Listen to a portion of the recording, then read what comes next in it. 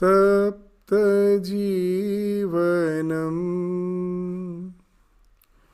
कविभिरीरितम्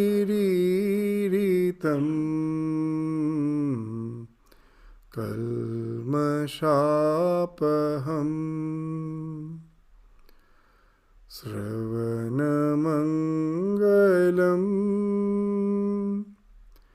श्रीमदाततम्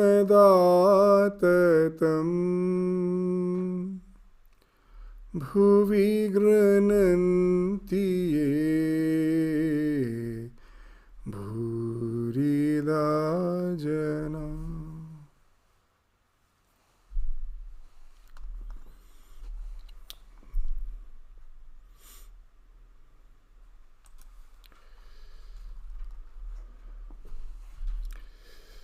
The Gospel of Sri Ramakrishna, the Master with the Brahmo devotees. So Sri Ramakrishna is continuing his conversation on the ecstatic love of God. The Kirtan began, the musician sang on Sri Krishna's life in Vrindavan. Master, the gopis worshipped Katyayani in order to be united with Sri Krishna. Everyone is under the authority of the Divine Mother, Mahamaya, the primal energy. Even the incarnations of God accept the help of Maya to fulfill their mission on earth. Therefore, they worship primal energy. So there's two things. The gopis worshipping Katyayani and the incarnation of God worshipping the Mahamaya, the primal energy. So these two things has been spoken of here by Bhagavan Sri Ramakrishna. So what's this concept of Yogamaya is? So in the Bhagavad Gita we will find the mention of two types of Maya. One is called Yoga Maya and the other is the Guna Maya. So by the Guna Maya, the Lord as if has deluded us. That's what is mentioned even in the Bhagavad Gita. Daivi Hesha Gunamai Mama Maya Duratyaya Mameva Ye Prapadyante Mayam Etam Tarantite. Daivi Hesha Gunamai. This Maya is something which is Gunamaya. It is very difficult to transcend that. Duratyaya. It is not possible. The one who takes refuge in me. Mameva ye prapadyante mayam etam tarantit. Only for them it is possible. Those who take refuge in the Lord, they can transcend the Maya. That is Guna Maya.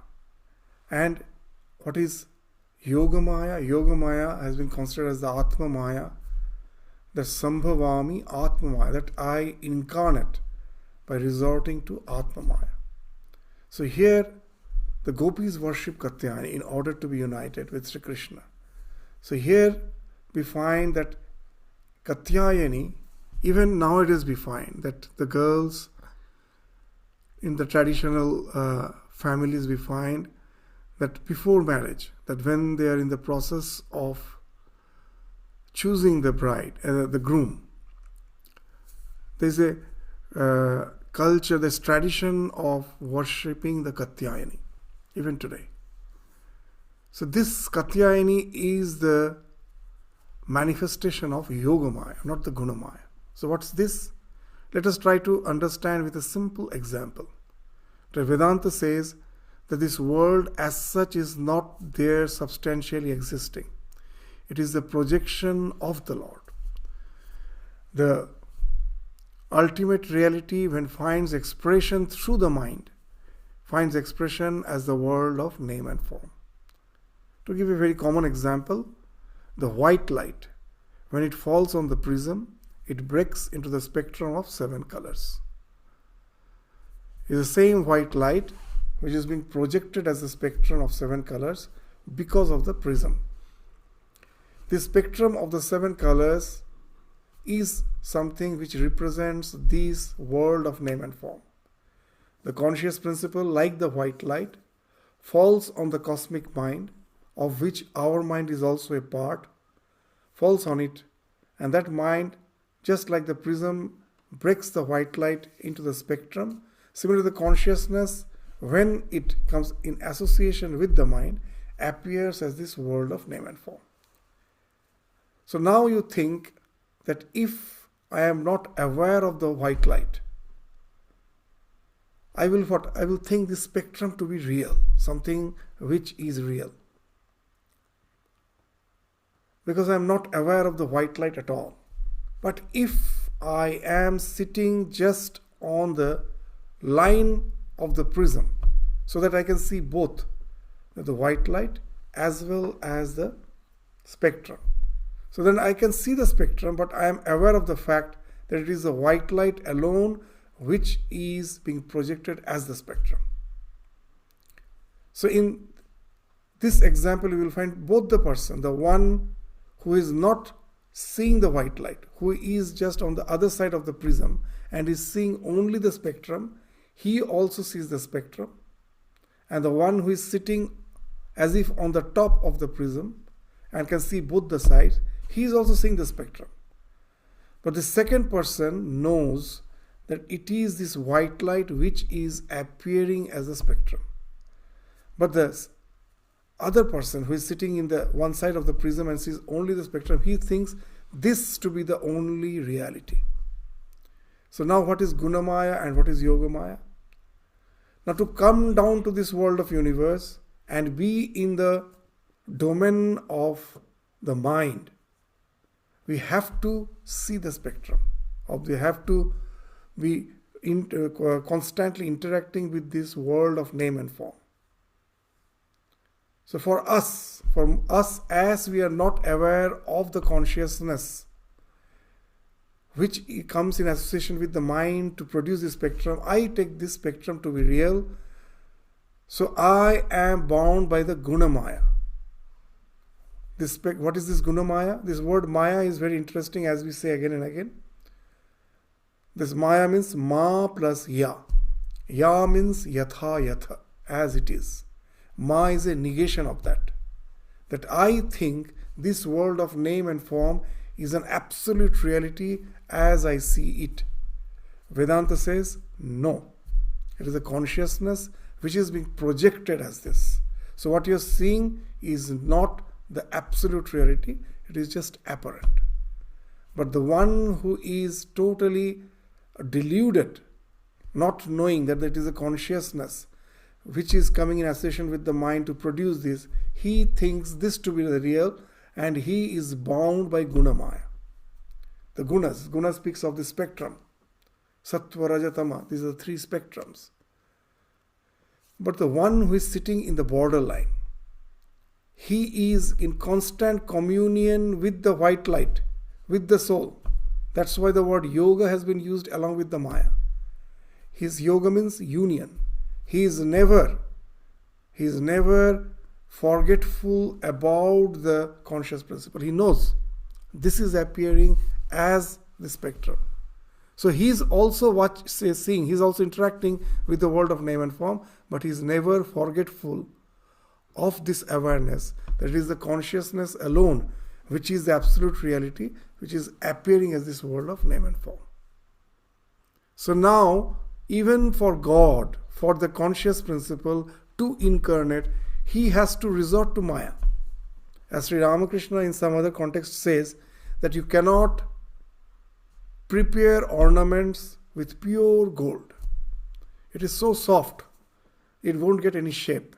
You have to add some impurities like some metals like copper or some nickel or some silver to make it sufficiently hard to mold it into some ornament.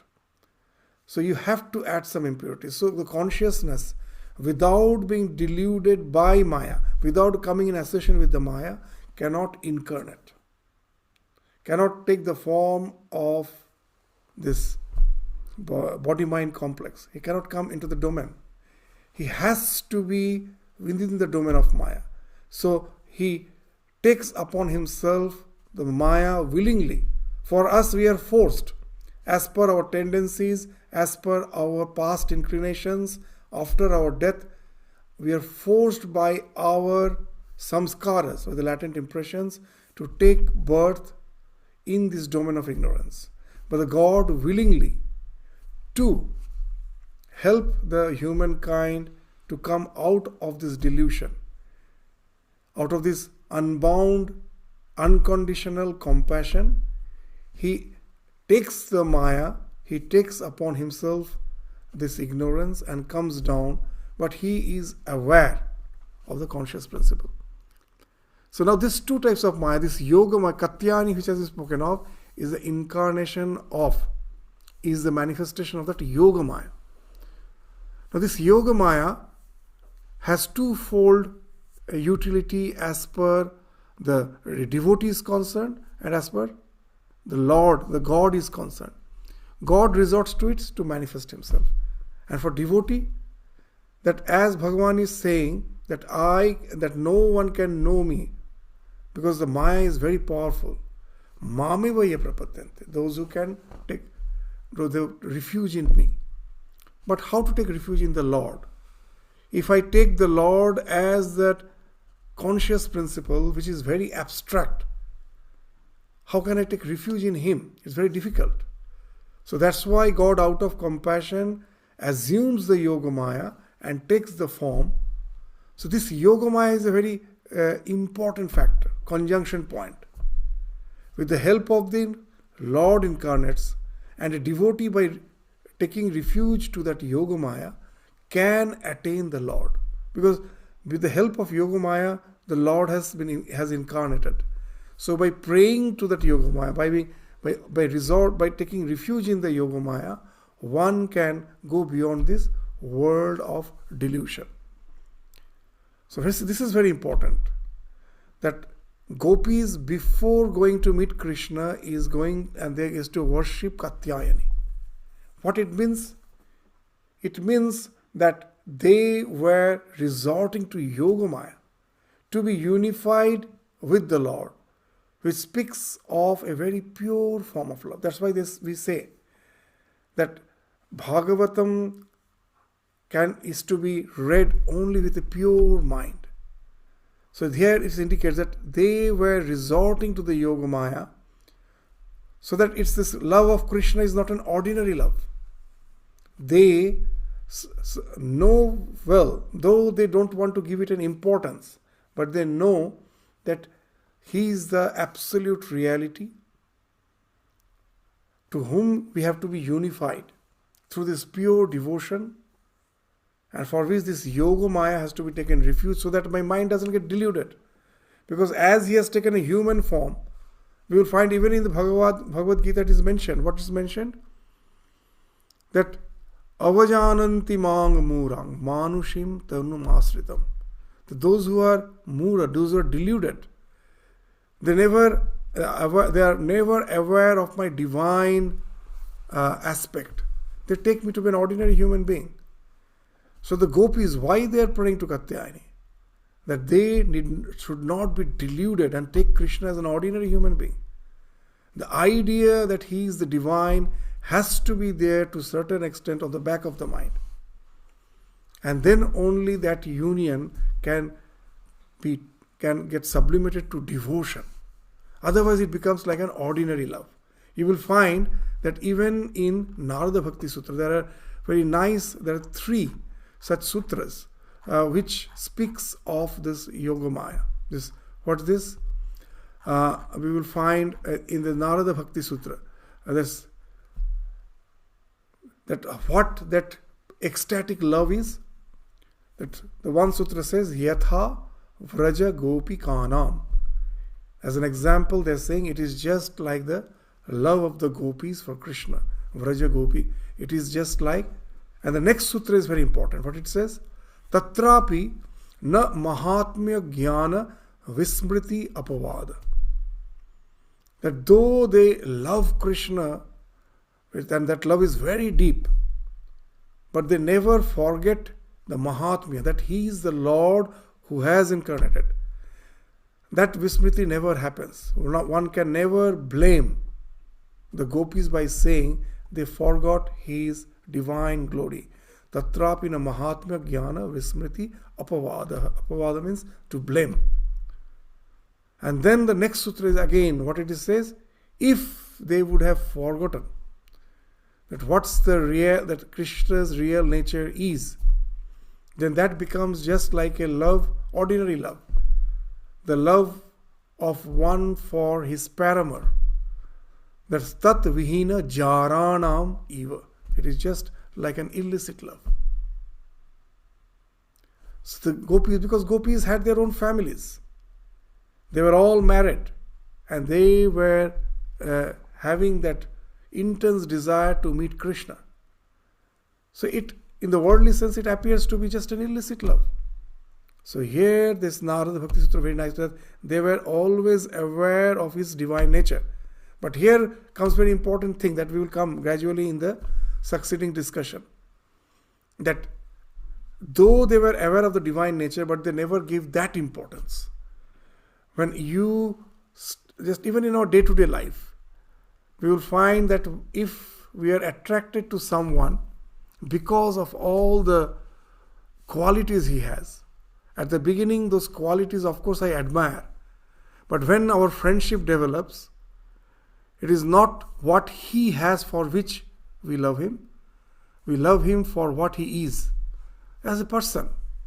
So you will find that just when the child is loving his father, the father may be a reputed lawyer, maybe be a reputed surgeon. The son has nothing to do with that. It's not that the son doesn't know. But his love for his father is because he is his father, nothing else. The knowledge that he is something, a reputed doctor or a reputed lawyer, that's there, that jnana is there. It's not that jnana is not there. But when the love becomes intense, that has nothing to do with his day-to-day relationship with his father. So this idea we have to always keep in mind when we are going through this discussion of Sri Ramakrishna. Now let's go to that discussion again, that what he's saying, that for an incarnation of God, the gopis worship Katyayani in order to be united with Sri Krishna. So they were never as such forgetful about his divine nature, and they always wanted that should be there on the background of your mind. They shouldn't be deluded. That's why before meeting they had that intense prayer to the Katyayani. Even Krishna himself used to pray to the Katyayani before meeting. It's in the Bhagavata mentioned that both the gopis also worship, Krishna also worship. Why? Because God also has resorted to that yoga maya. Now in the life of that, but after all this maya, they have to resort to this human body, so a little veil of ignorance is there. As we were saying, that without a little impurity, we cannot make ornaments. A little veil of ignorance is there. So we will find a wonderful thing. Just as when the clouds are in the sky, you will find there is a play of light and shade. When the cloud is very thick, the sun is not visible at all. But if the cloud is just a very thin layer of cloud, the wind is blowing, and you will find a wonderful thing. That we find that in the earth there is a play of light and shade. Suddenly everything becomes dark, and again the cloud is just removed, and then again we find that the light, everything is shining, and again the cloud comes. So they say that for God's incarnation, as he has to assume the Maya, a thin layer of ignorance is there. And that's why we find the two types of Leela, Manushya Leela and this Daivi Leela. Both, there's an interplay of that there's an interplay of this Manushya Leela and Daivi Leela. In all the avatars, you will find even in the Bible, Jesus, sometimes he's saying that he is the Son of God. And again, he himself is saying, I am Son of Man. The Son of Man and the Son of God. These two, the interplay of these two. In the life of Sri Ramakrishna also we see is there. That when someone is saying him that you are God, he himself is immediately retorting back by saying that I am the dust of the feet of a devotee. I'm just a very small, insignificant person. But the same Sri Ramakrishna again, in certain instances we find is what that in the not only in the occasion of that 1st January 1886, that was a singular occasion where he blessed all in general. But apart from that, we find that he has blessed so many on singular occasions, many. Assuming the form of the divine, he is as if the Lord, and blessing the devotees. There are such innumerable examples. Even those who were not having any spiritual preparation or background, to them also he has blessed. Just even the last class we were speaking of the sweeper called Rashik. To many he has assumed the divine form. So this, even he himself mentions that when he was going to meet Vidyasagar, he was so afraid that whether the button of the shirt should be open or it should be closed so that he may look civilized. He's asking the master. He's nervous. But the moment he is there, we find that conversation so wonderful. He is charged with that total inspiration. Even Vidyasagar himself, he being a scholar, he is overwhelmed. That by his conversation, he is so full of wisdom. So that Sri Ramakrishna himself is saying that I don't know what happens. That when I meet a scholar, suddenly I feel that he is just like a straw.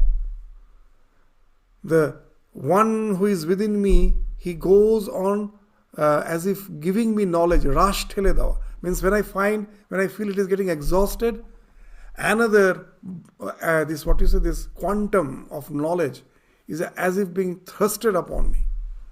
It comes in a flood, he himself is saying. So the veil of ignorance has fallen off.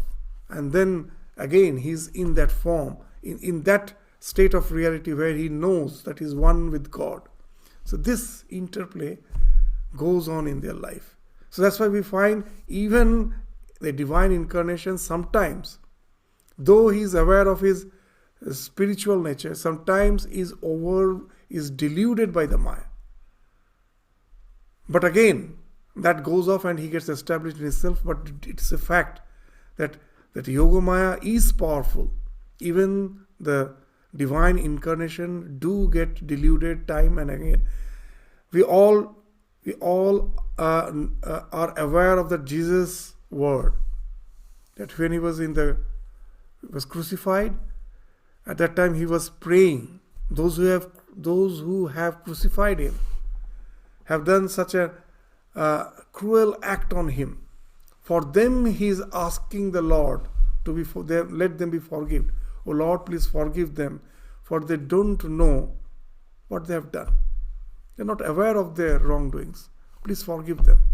Just see, it's only God who can say that. One who is crucified in that extreme pain, he is praying for the one who has done this tremendous cruelty on him. But we remember that, but we forget one thing. Just before that, one moment before that, even for a small moment of time, even that delusion came upon him.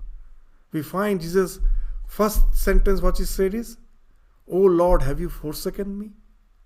After that, this sentence comes. "O Lord, have you said?" The doubt that comes, and then the next sentence, "O Lord, please forgive them, for they don't know what they are doing." So this is there, this interplay. It's always there. So now, and that though he is a divine incarnation, the power of Maya is so strong that even it can make this divine nature of the God, even for a fraction of time, he's forgetful about it.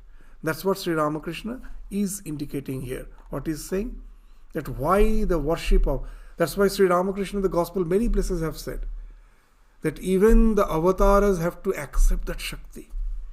You just simply cannot deny the Shakti. Shakti is extremely powerful. That's why he's saying Everyone is under the authority of the Divine Mother, Mahamaya, the primal energy. Even incarnations of God accept the help of Maya to fulfill their mission on earth. Therefore, they worship primal energy. And then the power of this Yoga Maya, he will be saying that what he's saying, don't you see how bitterly Rama wept for Sita? They see the Maya can delude even Rama, the divine incarnation. We find that how just like an ordinary human being, he's weeping for Sita. It's vividly mentioned in the Ramayana that do you not see how bitterly Rama wept for Sita? Brahman weeps ensnared in the meshes of Maya. Mohamayar Phade Pore, this Brahma Kade. Even the Brahman, the ultimate reality, when he gets deluded by this Maya, he also, just like an ordinary being, will be weeping and wailing. Vishnu incarnated himself as a sow in order to kill the demon Hiranyaksha. After killing the demon, the sow remained quite happy with her young ones. Forgetting her real nature, she was suckling them very contentedly. The gods in heaven could not persuade Vishnu to relinquish his sow's body and return to the celestial regions. He was absorbed in the happiness of his beast form. After consulting among themselves, the gods sent Shiva to the sow. Shiva asked the sow, "Why have you forgotten yourself?" Vishnu replied through the sow's body, "Why, I am quite happy here." Thereupon, with a stroke of his trident, Shiva destroyed the sow's body and Vishnu went back to heaven. So this, for Shiva, this little effort was required.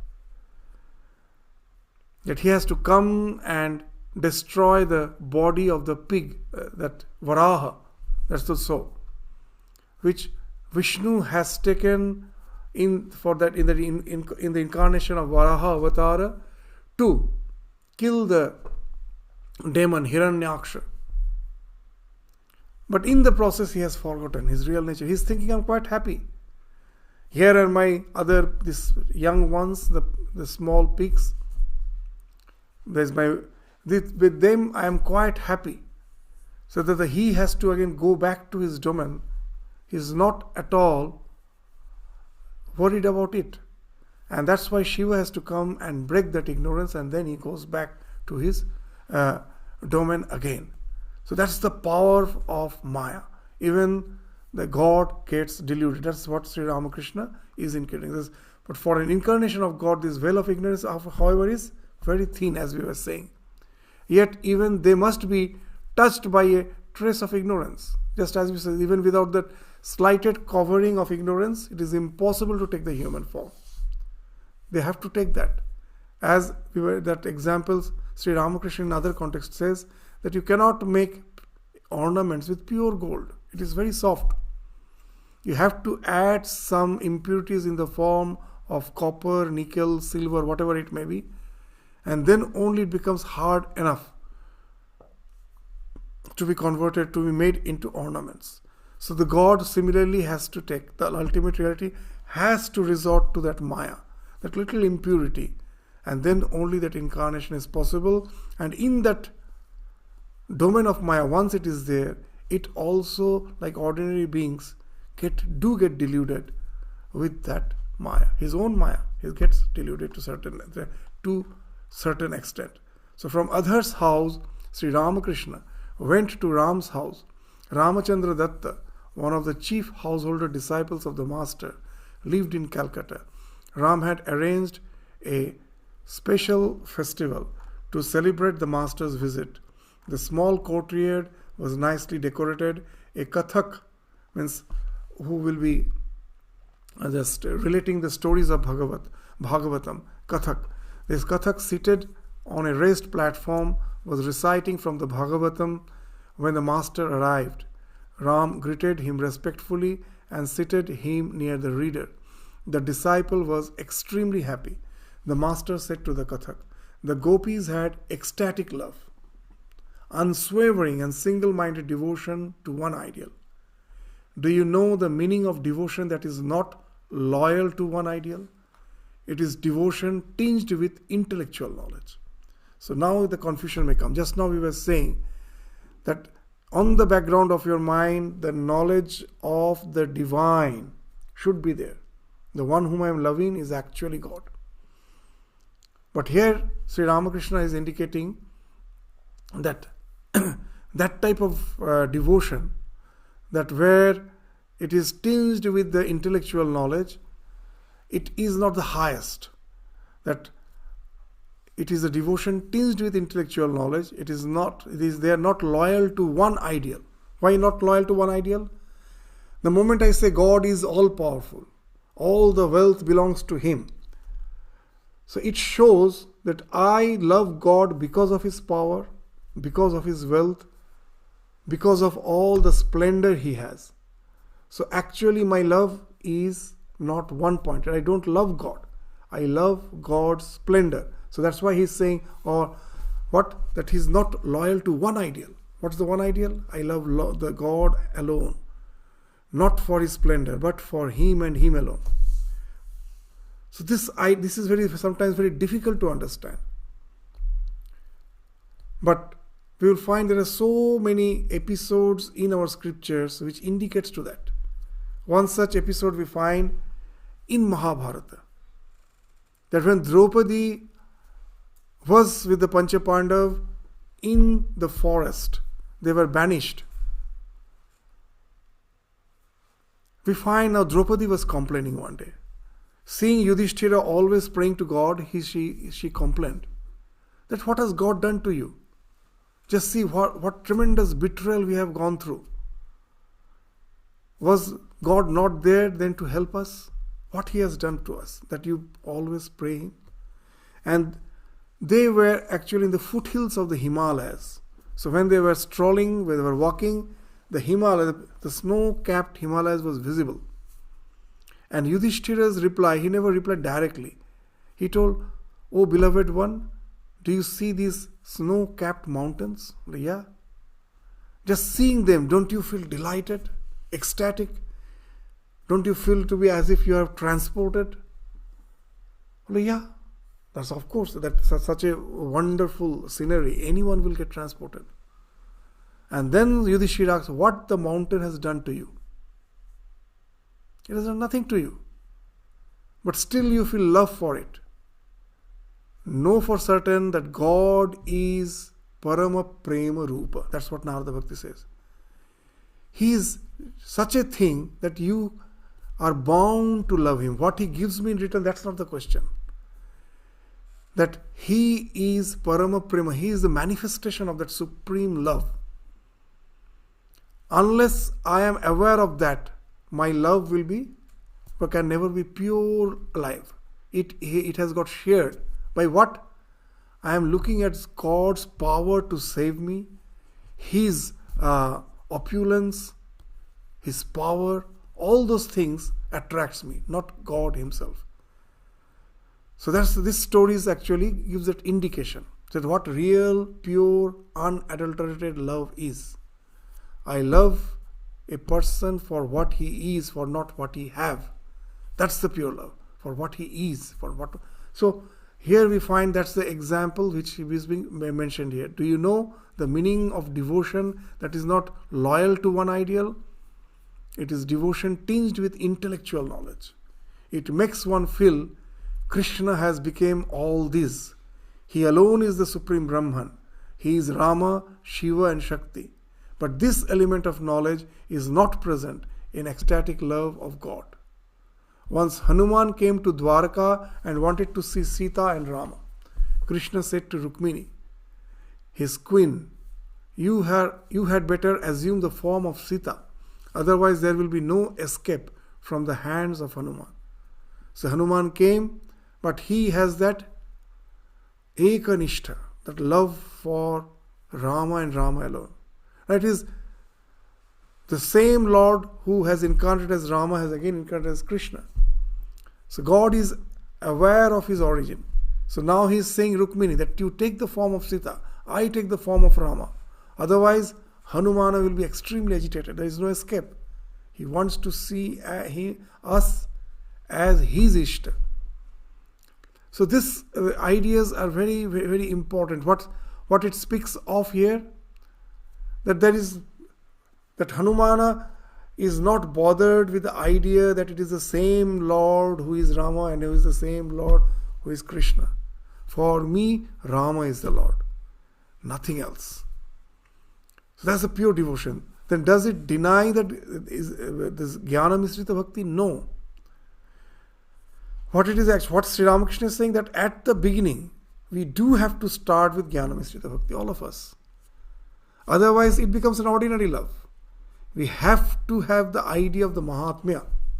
But as our love ripens, that becomes something subsidiary. I am not at all, though I am aware of it, I don't give importance to it at all. My love becomes more and more, as it becomes more and more powerful, I forget the attributes. I love him just for what he is. That's why you will find that even that this Raga Anuraga Bhakti, the 5 types of Raga Bhakti has been spoken of in the Bhakti Shastra. Shanta, Dasya, and then comes Sakha, and then comes Vatsalya, last comes Madhur. You will find what? That in Dasya the idea is, he is the Lord, I am the servant, he is powerful. The fear factor is still there, he is great. But when the love ripens, then the attitude becomes that of a Sakha, friend. Do we have any sense of fear when we are in the presence of friend? No. I can just open up my heart. And then Vatsalya. I have become big. Lord has become small. He cannot take care of himself. I have to take care of him. Just like Mother Yashoda. Just see, was she not aware of the divine nature? She was. But she just brushes it off. She has seen again and again, after each and every episode in the Krishna's life as Gopala. After each and every episode, Yashoda is aware for the moment of the divine nature. But as a mother, immediately that she brushes off and just think that unless I take care of Krishna, he is so vulnerable in this that he can fall in any danger. I have to be there always as the mother to protect him. So all those ideas, as the love ripens, the idea of the Mahatma falls off. Otherwise you cannot have ecstatic love. That love which is Raganuraga, that ecstatic love. Because if you have the idea of greatness, somehow you can develop a sense of awe. That is awe-inspiring. But that love cannot be very intimate. It cannot be ecstatic. And without ecstatic love, in our spiritual journey, it cannot take us to the tremendous absorption which speaks of communion with the divine. The tremendous absorption has to come. As long as the idea that he is great is there in my mind, there will be always a separation. It has to fall off. And when that falls off, then that love really becomes raga, ecstatic love. And that alone can lead to that in the jnana, in yoga, what has been spoken of as samadhi, in bhakti also that's been spoken of as that ultimate communion with the divine. Even in the life of Chaitanya Mahaprabhu we see that now and then he is going into the deep absorption. Antarmukha dasha, Vahya dasha, this Antar dasha, and Ardha Vahya dasha. This constantly shifting in that three, this going into this total absorption. That is not possible as long as I have that jnana, that knowledge that he is something great. It can never take us to that ecstatic love. So when Sri Ramakrishna is saying that their love was one-pointed, that jnana they were not there, it doesn't mean they were not aware. They were aware, but their love has ripened so much that it becomes something secondary. They always try to brush it off and just try to relate to the Lord in such a way that all the barriers falls off, and that alone can take to that ecstatic love. So now we will find that Sri Ramakrishna is saying. What he is saying? Once the Pandava brothers performed the Rajasuya sacrifice, all the kings placed Yudhishthira on the royal throne and bowed low before him in homage. But Vibhishana, the king of Ceylon, of Sri Lanka, said, I bow down to Narayana and to none else. At these words, the Lord Krishna bowed down to Yudhishthira. Only then did Vibhishana prostrate himself, crown and all, before him. So this again the same thing that we find, that he has tremendous devotion for the Lord as Rama. He thinks himself as this is the Narayana.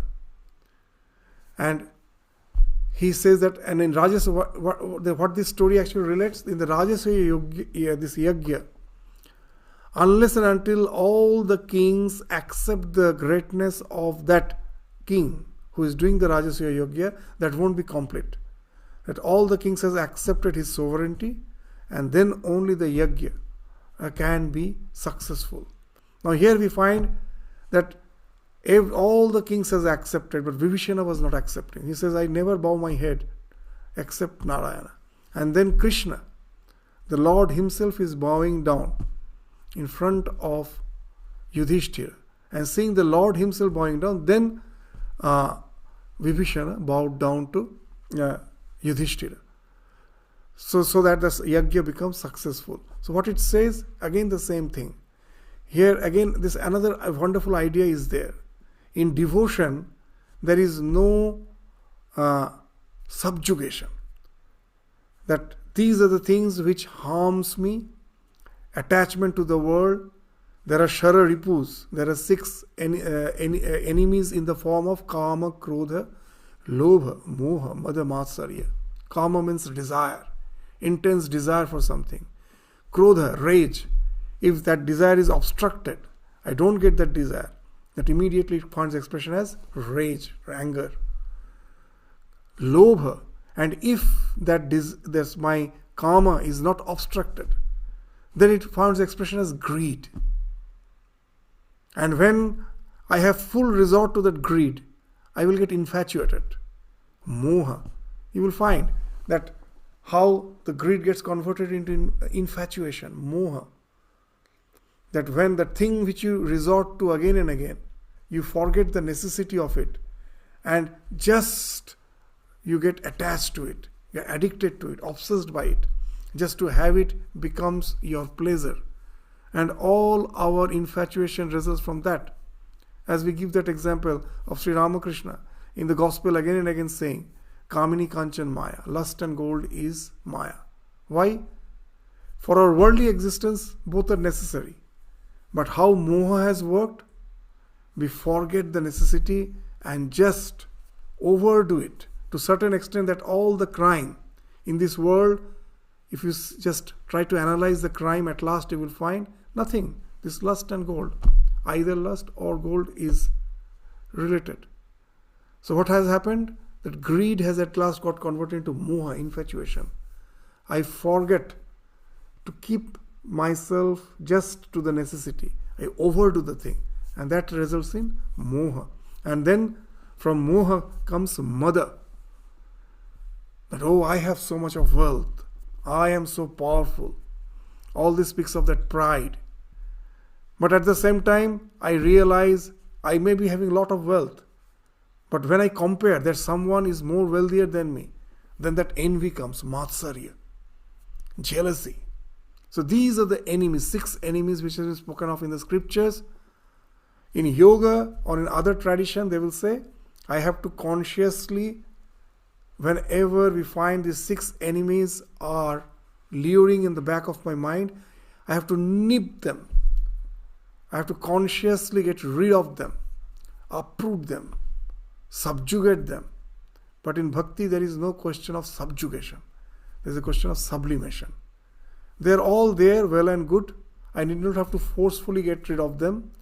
I simply have to change their direction, channelize them towards God.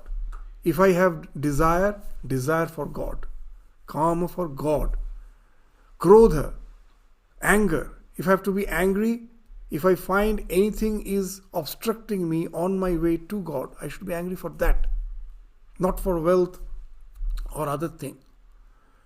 So here we find Vibhishana is full of pride that my head has touched the feet of Lord. It is not going to bow down to anyone else. This speaks of that's mother pride. But this pride is good because it is sublimated. Its pride is associated with the Lord. We find a similar reference in the Bhagavatam. Even in the Gospel, Sri Ramakrishna mentions it. That Radha was very proud that Krishna loves him the most. And when others pointed to him that you are extremely that full of this arrogance, a type of means pride. Is it good? One shouldn't be so proud. And Radha's reply was wonderful. It is not my pride, it is his. It is that I love him. This is the pride associated with him. So this thing speaks of the sublimation. This sublimation we have to practice in all the fields in Bhakti Yoga. That is a simple example which we give. Suppose I am fond of mango, and in the season this lot of mangoes are there in the market. If I just simply buy a mango and directly just eat it, it's an expression of greed. But the same mango I bring the first season's mango, I nicely cut it and just in a plate I first offer it to the divine. And then when I am having, it's no more greed. I find bhakti is now something cropping up within me, is manifesting within me. The object of my greed has been sublimated to devotion. The moment I have offered it to the Lord, now in Bhakti Shastra, that's the thing. They say don't try to get rid of anything forcefully. Just channelize it towards the divine. So that's a wonderful example which we find in this life of this Vibhishana. That what it is saying, that and this I bow down to Narayana and to none else. At these words, the Lord Krishna bowed down to Yudhishthira. Only then did Vibhishana prostrate himself, crown and all, before him. That shows that his pride has been sublimated. That his pride is for his association with the Lord. This type of pride is good. It speaks of raganuraga bhakti. It's a type of this type of sublimation leads you to that ecstatic love for God. Do you know what devotion to one ideal is like? It is like the attitude. Now very interesting. Sri Ramakrishna's words are wonderful. That he won't give us scope for any misunderstanding. Then the moment I have tremendous love for God, the question of hating others come. We will find even those who believe in the tradition of bhakti, sometimes they are extremely fanatic. But here we find Ramakrishna is giving a wonderful example. We need not be hating others. What should be our attitude? That in spite of the fact that I have love for my own Ishta, what should be my attitude towards other? This example Sri Ramakrishna is giving. That do you know what devotion to one ideal is like? It is like the attitude of a daughter-in-law in the family. She serves all the members of the family, her brothers-in-law, father-in-law, husband, and so forth, bringing them water to wash their feet, fetching their towels, arranging their seats, and the like. But with her husband, she has a special relationship. What a wonderful example. That as I have love for my husband, I need not be just, I have to be indifferent towards other. I have a loving relationship with all, reverence for all. But yes, that doesn't in any way obstruct me to have a special relationship with the husband. That is something different. So here, this Ishta, the Ishtanishta has been so nicely described. That have love for your ideal, but that shouldn't entail in hatred for others. In general, I love all, but specially, I love my own Ishta. Just the way the wife loves his husband. From the bottom of her, that's that's something, a special relation. But that doesn't entail in hatred or indifference towards others. He loves all. So that's the Ishtanishta which Sri Ramakrishna is speaking of. You'll find in each and every this sentence, there's a connection. After speaking of that tremendous love for your Ishta, that doesn't mean that you should be indifferent or hateful towards others. That you can have love for them without affecting your intense love for your Ishta. So, characteristics of the divine love. There are two elements in this ecstatic love, I-ness and my-ness. Yashoda used to think, who would look after Gopala if I did not? He will fall ill if I do not serve him. She did not look on Krishna as God. This is the thing that, as we were saying, that though he was aware of his divinity, again and again he saw his divinity, but he will forget that and just think herself to be bigger, God to be something small, just a child. I have to take care of him. The other element is my-ness. It means to look on God as one's own, my Gopala. Uddhava said to Yashoda, Mother, your Krishna is God himself. He is the Lord of the universe and not a common human being. Oh, exclaimed Yashoda, I am not asking you about your Lord of the universe. I want to know how my Gopala fares. Not the Lord of the universe, but my Gopala. How faithful to Krishna the gopis were. After many entreaties to the doorkeeper, the gopis entered the royal court in Mathura, where Krishna was seated as king. The doorkeeper took them to him, but at the sight of King Krishna wearing the royal turban, the gopis bent down their heads and said among themselves, Who is this man with a turban on his head? Should we violate our chaste love for Krishna by talking to the same person? But their love is for that Gopala, not the Krishna of Dwarka sitting on the throne. So just see that pure love, that this love for Krishna as Gopala, that's what we have in our heart. So the same Krishna, they are not in any way relating to him. They are just veiling their face, no way interacting with him. So where is our beloved Krishna with that yellow robe and the bewitching crest with a peacock feather? So that's the thing which we were saying, that though it starts with that Jnana Misrita Bhakti, it's not that it is unnecessary. It has to start with that. Otherwise it becomes like an illicit love, as we were saying, is being mentioned in the Narada Bhakti Sutra. But as it ripens, this should be just in the back of the mind. It shouldn't be given importance. That I should just get rid of all the attributes, all the so-called things by which I have adorned the Lord. And I love the Lord himself. And then only it can become ecstatic, and that ecstatic love alone can take us to that communion with the divine. Otherwise, there will be a barrier which won't allow me to be in total communion with the divine. So that's the wonderful idea which we find Sri Ramakrishna is relating to the devotees. So we will continue with in this chapter. A little small portion is remaining.